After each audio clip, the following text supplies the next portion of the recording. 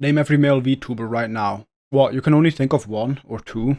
Well, you're lucky, because I can't really think of any off the top of my head either. So it turns out there just aren't that many male VTubers. Oh yeah, sorry about that, let me put that away. But if I tell you to think of your favorite VTuber, odds are you're gonna name a woman. But why is that? Well, probably because you're a simp who couldn't get bitches even if you went to pick them up at the local animal shelter. So you spent all your money on 2D women in gacha games or donating it to VTubers who don't even know you exist. Donate to me instead. I know you exist. I know where you live. I'm in your walls. Sorry, I got sidetracked. Anyways, male VTubers. You wanna know why they hardly exist? How to find a homie you can simp for? Or why I have one of them locked in my basement? Well, I'll be answering two of those questions in this video. Okay, first off, disclaimer, this video is not meant to attack anyone. I respect all the VTubers I mentioned in this video and I enjoy their content a lot. I'm just some dickhead on the internet who wanted to know where all the 2D e-boys were hiding so I could trap them in my basement and feed them Monster Energy drinks and Doritos all day. Also, for legal reasons, I don't know where you live. Now that we're done with all the nonsense, let's get into the video. I first got into VTubers around 2020, shortly after the debut of Mori Calliope. How the fuck do you pronounce? Okay, whatever. Shortly after Kali debuted, I was aware of VTubers before that, but I never really got into it because I thought it was just cringy anime girls on the internet. 2020 me did not realize I was gonna suffer a similar fate. With the global illness hitting around the same time and nobody being allowed to leave their house, not that I was going to anyway, I would usually have her stream on one of my monitors to distract myself from the active brain rot that Valorant was causing me. At the time, male VTubers weren't really a thing, especially not in the English speaking space. While Holostars JP debuted around 2019, they only had 4 members, which was nothing compared to the countless amount of female talent already in Hololive, which made them feel like an out-of-place boy band performing on the island of the Themyscira. After that, it took a full 3 years for Holostars EN to debut in 2022.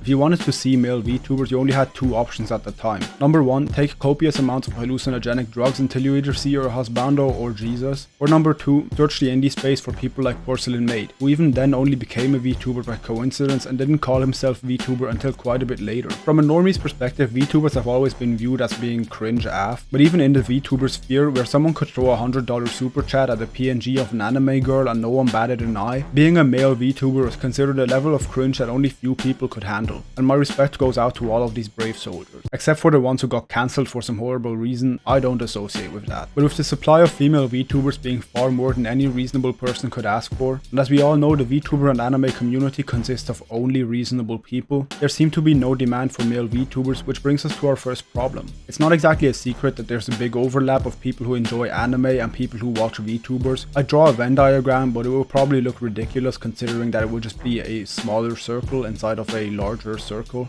And if I were to split that Venn diagram into how many of those people are men versus how many are women, I'd quickly come to realize that I don't actually know how the fuck a Venn diagram works. But while there is a powerful force in the anime community that unites us all, known as the waifu, the demographic of people who tend to simp for these wonderful beings still tend to be mostly men. Even an absolute giga chad alpha male manly man like myself isn't immune to this phenomenon, as every time there's a batshit crazy yandere with a knife in her hand and her enemy's blood splattered across her face, my knees get soft, my dick gets hard and my credit card gets maxed out because I spend all of my money on every single anime figure of her I can get my hands on. This monkey see, monkey simp mentality extends far beyond just anime. Now don't get me wrong, women do their fair share of simping as well, but when a female degenerate goes to buy a body pillow on Amazon at 3 AM after having a mental breakdown, it's far more likely to feature the art of a male character on it, which is typically harder to find. Trust me, I've been searching for a good angel devil body pillow for quite a while now.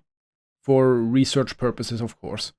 In any case, it's a sad reality that most of the anime fandom are still men, which means that most of what is produced in this industry is still catered towards your average low-life penis wielder who hasn't touched a woman since the day they came out of their mom. Ha, couldn't be me. This can be seen by the sheer amount of generic male power fantasy and trashy harem isekai shows that are released every season, which sometimes even I fall victim to. But for some people, just watching their favorite anime character in a show just isn't enough. After all, no matter how hard you simp for your favorite waifu, it's impossible for her to notice you. So a far more effective way to fuel this parasocial relationship with someone who doesn't know you exist are streamers. But women aren't immune to this. That's right ladies, hide your gojo fanfiction somewhere between your collection of yaoi doujins, I'm coming for you now. That line felt so gross to say, I'm gonna cut that. I'll be using one of vJojo's latest and first male additions to their group, K9 Kuro, because I kinda fuck with his content and he doesn't stream in the middle of the night for my time zone. During a stream recently, Kuro mentioned that he had a 75% female viewer base, which went down from the 85% that it used to be. That's right, I found where all the women are hiding. They're in Male Vtubers chats. And honestly, I can't blame them, since Kuro's model is kinda hot. I mean, what the fuck, who wrote that? I mean, because he is one of the few successful male VTubers, which allows him to reach a demographic of people that can't really find what they're looking for in a female VTuber. Another example of this is Shoto, but I don't know what the exact figures are for his viewership numbers. If you see any video of him hosting a panel or a meet and greet at a convention, you'll find that the crowd consists of more girls than a Taylor Swift concert, which presumably translates into his online viewership as well. Now look, I'm not gonna pretend to know what makes women flock to male VTubers in the same way that crypto bros gather around you when you mention the word NFT. Oh fuck, I can already hear them coming.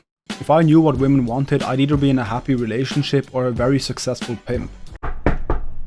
Bro, did you say NFT? No, I said let them see. Let them see what? Let them see these nuts?